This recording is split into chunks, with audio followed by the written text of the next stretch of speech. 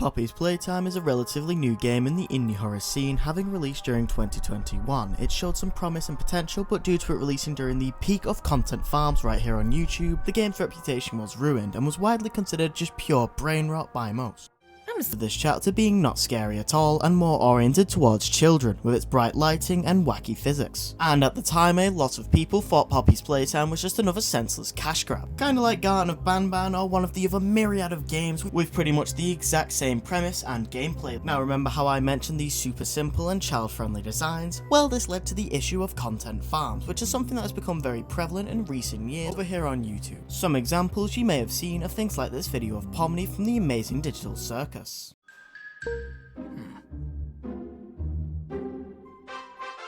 Or maybe this AI clip of Alistair from Hazbin Hotel. You're just like my ex-girlfriend when she was pregnant. Are you so dumb you don't get why I'm so mad?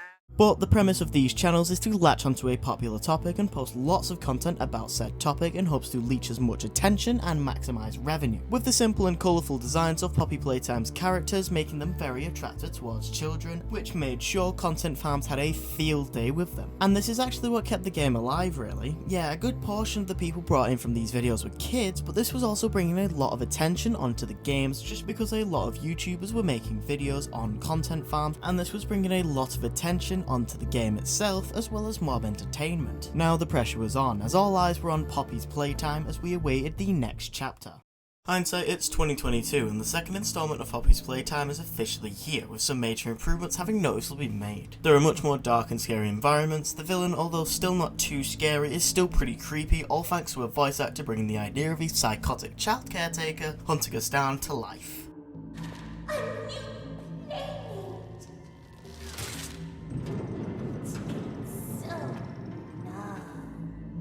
Isn't this exciting, Poppy? Very exciting, Mommy. Mommy heard that Miss Poppy was going to just give you the train code to escape. But in the real world, Poppy's Playtime's influence has spread massively over the last year, and now in every popular tourist destination with a market, you can find a bootleg Huggy Wuggy or Kissy Missy plush. For context, Kissy Missy is basically a female recolor of Huggy Wuggy, and by this point content farms had gotten more desperate for anything to make a video about, as by this point they had milked the first character dry for content, and was slowly dying out only to be revived by the release of Chapter 2, giving them a new influx of characters and locations to make their slot with. It's been so long.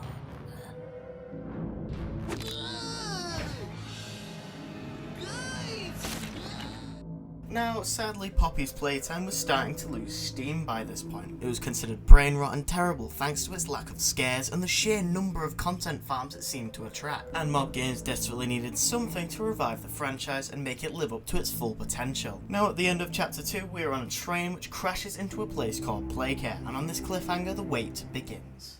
2 years went by and it seemed like Poppy had been forgotten about and fallen out of the spotlight entirely, until in early January 2024 we began getting teasers for Chapter 3, and it looked amazing from the get-go. Could this finally be what Poppy Playtime truly needed to become great? Only time would tell, and we wouldn't need to wait very long, as on the 30th of January 2024, Poppy Playtime's Chapter 3 released on Steam. Hours later and the reviews were in. Chapter 3 was amazing and blew everybody's expectations out of the water, but how did they do this? How did they get it right?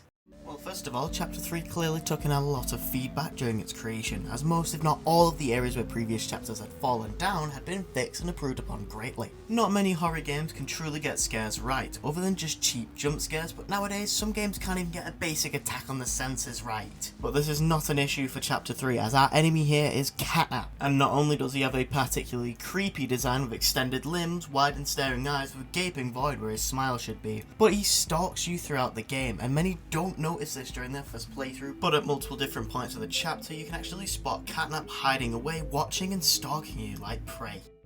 You need to run!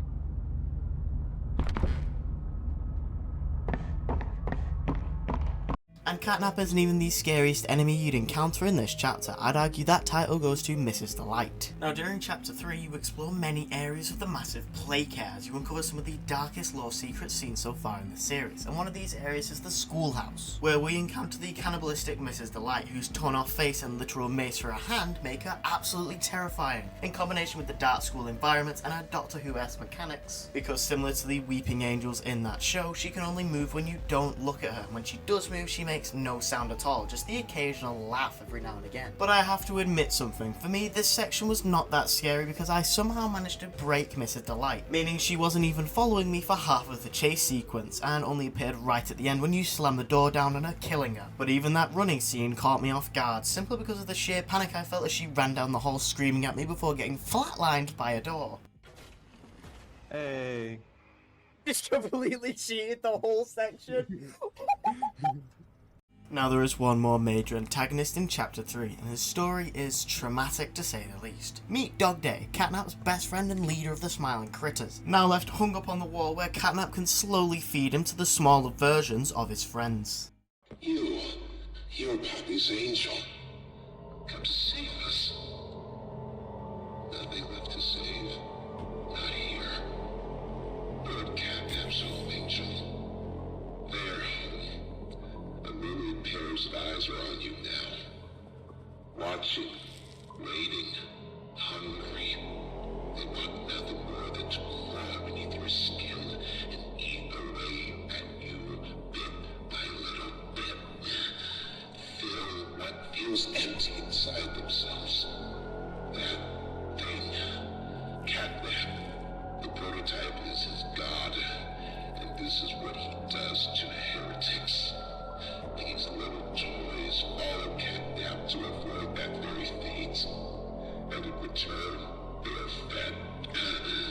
We try to fight it, the prototype's control. I am the last of the Smiling Critters. Listen to me. You need to get out of this place. You need to live. You and Poppy could fix this. End this madness. The torment. Oh no. Oh no. Leave me. Please. Just go.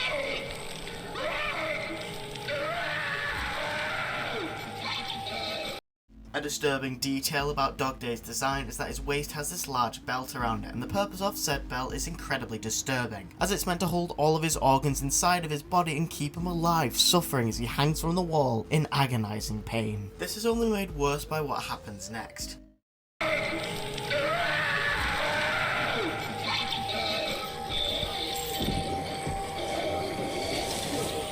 So we're listening to Dog Day telling us that we are Poppy's angel and the one that are going to stop all of this madness before the Smiling Critters begin coming out of the wall. They start crawling inside of him and it's horrifying, and is made so much worse by the screaming, which slowly becomes more gargled and muffled by the rapidly increasing number of little smiling creatures, which slowly take control over Dog Day's body as he jumps from the wall and begins chasing us, continuing to scream the whole time. He tries his best to resist the control of the Smiling Critters, but he can't fight it and we are forced to leave him behind in our escape. But now that we have discussed the main antagonists of this chapter and how they are unrivaled by any of the previous ones in terms of spookiness and design, we can talk about the actual chapter as a whole. Now to begin with, let's compare, say, the main area of chapter 1 with the centre area of Playcare from chapter 3. Now both these environments have similar qualities. They are large, spacious areas, have relatively bright light, and you can see mostly everything here. Now to you, the viewer, which of these is creepier to look at? Well, this place is a literal abandoned and decrepit child's nursery, which is naturally creepy for any normal person. But as we explore more of Playcare and learn more about its history, this place becomes more and more offsetting with every visit, as we learn about the child experiments that were being held here. And due to the incredibly dark story that we are presented throughout this chapter, Playcare goes from feeling warm and welcoming like it would have been to the orphaned children who were kept down here with artificial skies and prison-like bedrooms. Every single audio we listen to makes this place feel more eerie and creepy. Take for example the Smiling Critters audios you can find and all the VHS tapes scattered around the place. Hi, I'm Bobby Bearhug. Want to know how much I love you? I love you to the moon and back. I'm crazy about you. I'm lost without you. I've been lost a long time. Please, take me with you this time. You won't leave me, will you? Which served to make Chapter 3 have this aura around it that makes you feel on edge throughout your entire playthrough. And I was thinking at every conceivable moment that a jump scare was coming right around the corner, and most times, nothing came. But this feeling truly kept me on edge throughout my entire playthrough, which is actually a 4-hour stream of me beating the whole thing in one sitting that you can actually find on my channel. Now it'll also be in the end cards in just a few more minutes. Who are you? Oh my god, it's a kid, so scary. Very scary. Mrs. Hartman. What the fuck is Nightmare Catnap? Please have a seat. Hey, no spoilers. Now, ever since Chapter 3 came out, everyone has sung Poppy Playtime's praises, claiming that it finally broke out of the brain rot cycle was now considered good, with lots of people on TikTok dubbing it as the new generation's version of Five Nights at Freddy's. And as everybody waits in anticipation for the release of Chapter 4, which from what I've heard is the penultimate chapter for the game, will Poppy's Playtime be able to live up to its now astronomical expectations, or will it fail to live up to the glory of Chapter 3? Well, I guess we'll have to wait and see. Now, throughout this video, I've made quite a few jabs and references towards the concept of content farms. Now, what exactly are these scummy channels and what do they do? Well, in short terms, a content farm is a type of channel which frequently posts what can be considered slop content, like Pyro Live for instance. And then, oh fuck, okay. Oh, I didn't know I had that mod on. Okay, whoa, okay, it's been a good stream. Now, this type of content is relatively easy to make and can be often uploaded multiple times a day, if not 100 times a day like Lankybox does. Now we're like a marble, we're like going down. For example here, let's think about the amazing digital circus. Now I'm sure you've probably seen the kind of videos I'm talking about, whether it be on the homepage or mentioned by another YouTuber like Oh Yeah, for example. Oh no way, I got hands now. Now, the most common variant of these content farm videos are the cheaply animated storytime style videos, one of which we'll actually be looking at in the next segment of this video. Although many of these content farm style videos are aimed directly at children, often taking advantage of trending content, many contain adult content which certainly isn't fit for children. A prime example of this is the comic dubs, which essentially are voiceovers for some fanfiction comics with much weirder themes. Like Weird Side of Wattpad weird, if you get what I'm referring to. Chapter 1. Peppa has always had a fest. Now, I think the best way of me showing you how some of these content farms have degraded Poppy Playtime's reputation as a whole is just actually look at some of them and watch some videos. So stick around as me and my friend Jake the Great have our brains melted by Poppy Playtime content farms. Hello everyone and welcome to my torment. Today I'm going to be watching some Poppy Playtime content farms. I've got 2 channels lined up for us to look at today, and I'm joined by my good friend Jake the Great. Would you like to introduce yourself? Hey guys, I am Jake the Great _74. Striker, thank you so much for having me on. Yeah, brilliant. You ready to cry? So, we've been taking a look at game tunes to see what videos we should look at, and I think this one's caught both of our eyes. Catnap's Summer Vacation, cartoon animation. So we'll take a look at it in just a second. But game tunes, like look at this. It's the pinnacle of content farms. Like look at this. They've got it all here. Bro, they've got Among Us. They have FNM too. Sheesh. They've got FNAF. They've got Henry Stickmin. I've seen those before. I don't remember that. They got Sans. They got the Bomb Man. They got Rainbow Friends from Roblox. They got Poppy Play. No, they got Huggy Wuggy. They got Among Us. I think that's more Among Us. It might be Fall Guys. And then, yeah, Squid Game, Poppy Playtime, I Minecraft. feel like to a degree that's kind of like the base content farm kit. You know, they all have like that thing in common, where it's like just a bunch of shit posting with like fan favorite characters. Yeah, I think that's like the whole point. You see, I don't think these are all like. If we look at the next channel, we'll go, oh my god, it's probably copyrighted. I need to be careful. Like, look at this. Look at the slop. It only gets down here. Look, there's a chicken nugget. The chicken nugget, no. Anyway, let's click on the video. Let's see what. I'm sorry, but this is already not okay. Yeah, no. Off the bat, this is terrible. Why does Cat have teeth? And why are they? Why are they so? How do they pick voice actors for these characters? Is one thing I want to know. How do they sit somebody down and be like, yeah, you're voicing Catnap? Imagine you I do voice acting on the side. Imagine if I signed up to a voice actor and I got told I was voice acting Catnap and he looked like this, I would cry. I'd still do it because, you know, I could probably buy myself a McDonald's with that money, so. But For like, real, I mean, a little cash money doesn't hurt to have. Teeth. That is disgusting. I don't think they're human teeth, my friend. They're a bit. I don't know. They are not. I don't know. It's fucked up. They're a bit big to be human teeth, my friend. Let's continue. And then the woman catnap. They specifically had to make her a woman by making her a lighter color scheme. They could have just gave her more. It's never been a better time. I didn't. You can't pay me. You can't put your own ads. Wow. Wow. You are the reason these channels exist. You're paying this individual. Hold on. You just paid them. I swear there's supposed to be ads showing up on like the little thing, the little yellow bits. Where? Excuse me. To be fair, ads show up on my channel, but I don't have the thing, so it might just be a little issue. Ex-friend, she means. Oh my god, no, there is Law. There's Law. Look, that's her. There's a backstory. It's Catnap's ex goes deeper than we thought. That's a really worrying state. House knockoff. Catnap have you bleached him. There aren't words to describe this shit, dude. Like I don't know how do they storyboard this stuff, by the way? Somebody has to write this story. Think about this. Someone got paid to sit down and write a story about Catnap and wife Catnap going on vacation and then getting blunderbusted by ex-Catnap. Like, does that not blow your mind? Basically, what they do, they sleep deprive someone and then they tie them to a chair and make them watch an entire playthrough of Ploppy's Playtime Chapter 3. And then after they've finished doing that, they tape a picture of Catnap to the wall and make them watch it. Whilst they storyboard in their mind. They got to sit there. Got to think. Right, let's continue. We're only halfway through this, by the way. Oh my god, bro. And what are we? 11 minutes and we are halfway through this. Mate, you clearly want that cat. You want that cat, don't you? You're trying to make him break up with his wife? Who he has had a kid?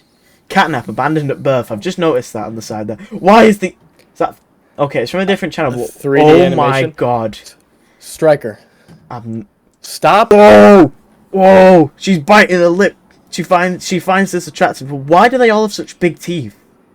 So this is pretty damn crazy. Okay, I feel like the story just escalated a lot. We were down talking here to like she's about to kill her. It jumped very quickly. I'm surprised. I mean, like this is fucking crazy. This is going wild. Look at her. She doesn't have anything on her head. She has a bow. She's about to die. This is really dark. Oh my god. This is like actually really not chill. What is happening? Like, what kids are watching this and then they're watching a part where there's this cat being held underwater and it's like flailing, trying to catch a grasp of air. Hold on, guys. I need a picture of this for Twitter. I don't post on Twitter. I'm just gonna I've not posted on Twitter since like last year. I'm just gonna randomly post that picture on Twitter and see how it goes. Maybe I'll get some likes these piques your interest. Now this is more my style, okay? It's more your style. We just need to see the chicken nugget too. We need to see the chicken nugget. Yeah. Let's go there. This seems like a bit of me. Oh no. Wait, is this copyrighted music? No, you're fine. Okay. What is this? What? No, do you hear the music in the background? No, it's Fat Gadiga is eating all the food. No! Hold on. The music in the background is an Alvin and the Chipmunks song. I just hear the meowing, is all I hear. No, it's not meowing, it's Alvin and the Chipmunks. You know, have you seen... No, it's meowing, trust. No, go back, go back! And... Hold on. It is the auto-tuned, these guys, it's them. It's these fellas. No, it's just meowing, you goofball. No, it's meowing, but I feel like it's got the same auto-tune on it. Bro, I'll drown instantly. Oh, rest in peace. That's what you get for being a fat chicken nugget! Oh, look at a couple more. Wait, what's the Critters one where they're blindfolded in bed? What? I missed that one. That's not a bed, that's a couch. Oh, it looked like a bed! Okay, no, that's definitely copyrighted. The ship that put to sea thing. This worries me. Help! Help catnap? Have you seen the thumbnail? Oh. Oh. What a phone! What the Oh, fuck? see ya! Is it click like to help? I might have to dub this, but the music is definitely copyrighted. What the is that a used diaper? What the hell is that? I really want to know what that is. Hold on, there's a big unicorn coming soon. Yeah, back off, mate. Off me house. Yeah, he doesn't want the phone. He wants Bag the of woman money? though. He's gonna say it. He's gonna follow. I bet. Help. Oh, I told you. It's hit like to help the catnap baby. I told you this would happen. I said it. You know, I would like to help catnap. I do love me a bit of catnap, but I'm not signed in. I'm not. Oh, too bad. No. I'm not ruining my my YouTube. This is not Prime YouTube.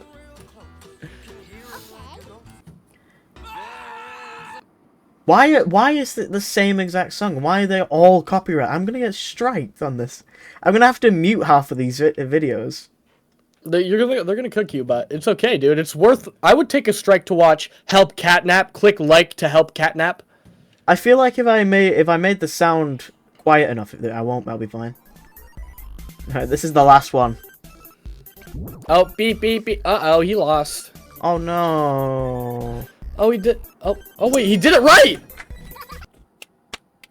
And is Can that we get- the end of it? Can we get some round Is of that all applause? we? Is that it? Is that it? Is that it? Does catnap throw a fit? No, he doesn't. What was the point of that? What was the point of that short? Where is the help catnap? I want to help catnap. Who are you? Oh, wait, this It's must anomaly. have been a click like to help catnap video on your Twitter. No, I feel like this should be an amazing end for the video. Catnap. Do you think we've suffered enough? Possibly. I literally need to stream in like 4 minutes, so probably. Mrs. Delight. Oh my god. All right. Oh, it's Mrs. Delight. It's Mrs. Delight. Please tell me this is a help catnap or dog day. Please. It is. Yes. Yes, baby. Yes! Catnap helper. Who? Oh, my Oh, today God. we're commenting. I guess. My God. It's a yes. They Is on switched it up. comment. The girl could have just taken it. Mind what in the goofy heck is this? The goofy This video for your kid, not like you. This Damn. person's Tell fucked. him Abi How do you spell 4 wrong? 8519. Alright, folks. If you've enjoyed my suffering and you want me to bring Jake back for another one so we can suffer more, maybe we can watch this. We can learn the backstory of Smitten Kitten. Was it Smitten Yeah, Kitten? listen. You guys are telling me you don't want to learn all the catnap X Miss I Smitten will- Kitten lore? I will Is that bring what this man back for an hour-long video of watching just all of them. How about this? Okay, let me throw in a little extra thing there. If your video gets 50 likes, I'll ask ChatGPT to do a Striker X Smitten Mitten Kitten fanfiction.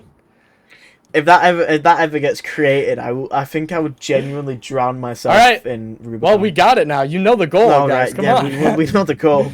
Hit 50 likes and I will tell Jake not to do that. Please. No.